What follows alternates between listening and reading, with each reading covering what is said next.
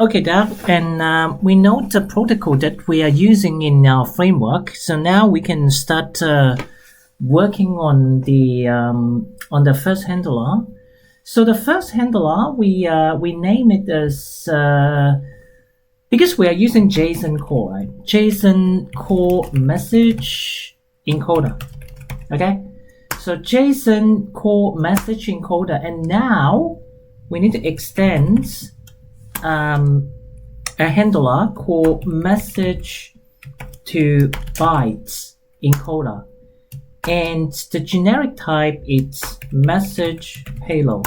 Okay, so let's look at this this class. This message to byte encoder. It's provided by Netty, and it's simply just convert the message to byte. And the message is a Java object that you can put into the generic types. So it's an outbound handler. Look, outbound handler adapter. So as I said that all the encoder must be an outbound handler. Okay.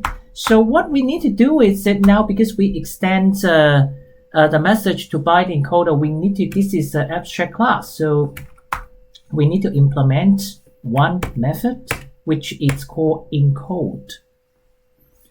All right, so first, and we define the protocol already. So in our framework, I said that the first byte, okay, it's the message type. So now we define the byte. We say a type, okay? Now we can identify message payload dot get message type dot equals. If the message type is a core, and then this type is 1, we give them 1, right? So now we can finish this. Else if message payload dot get message type, if there's a if there's a register, we still have a register. If there's a register, we give it 1. If there's a core, we give it 2.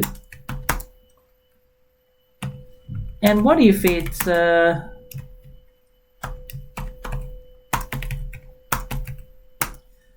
what if it's a forward? Forward, then it's gonna be 3.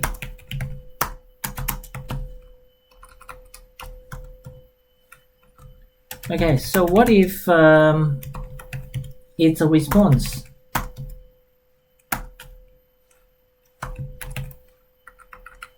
Then it's 4. Otherwise, it's 5. It's a heartbeat. We are not, and this is not a good way of encoding, right? So what if we have a new message type? Okay, so we are going to reconstruct this code later on, but we are I don't care about the format, the coding style right now at the moment.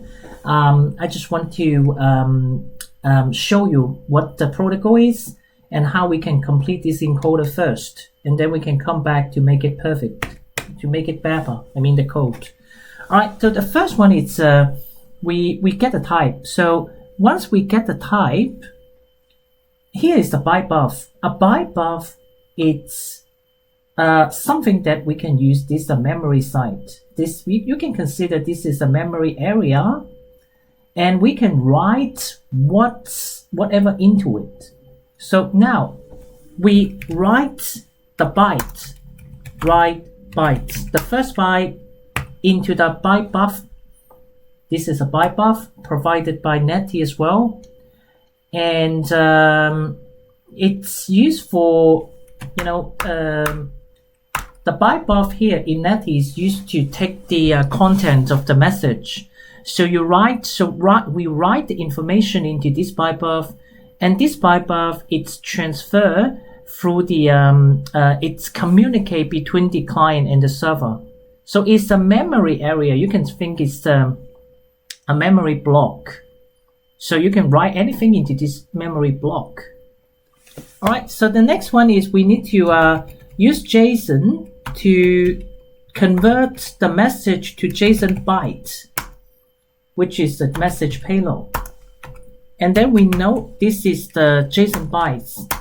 And then the byte buff, I said that the next one in our protocol, in our design protocol, the next 4 bytes is an int. So we can write int. And this is the JSON byte length, the length of the JSON byte, which is the size of the message payload. Okay, so the next 4 bytes, it's 1 int, it's the length of the message. Okay, it's the length of the message. All right, so this is the protocol, and the remaining, it's the message itself. So byte buff, we write all the bytes of the JSON byte, this message into the byte buff. That's it. That's done. And there's nothing else we need to do, because we write it into the byte buff, and in the next handler, it's just read the content from the byte buff and take the content out and read all this byte buff, all the bytes in the byte buff out of this byte buff. I mean, this is memory block, right? Okay, so let's continue. When we finish this, and then we should go for the decoder.